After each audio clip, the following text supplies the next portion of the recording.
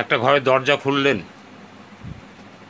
দরজা খোলার পর সঙ্গে সঙ্গে পাখা চলতে আরম্ভ করবে না,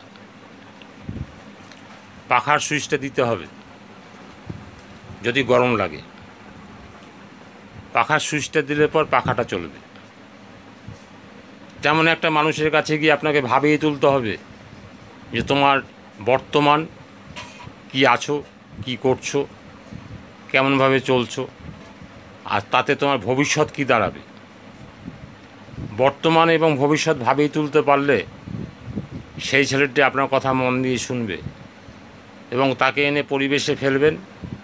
সেই পরিবেশের সম্মান দেওয়া আচার আচরণ দেখে সে কাজটায় জয়েন করবে, সে কিন্তু তখন তৈরি হয়ে যাবে।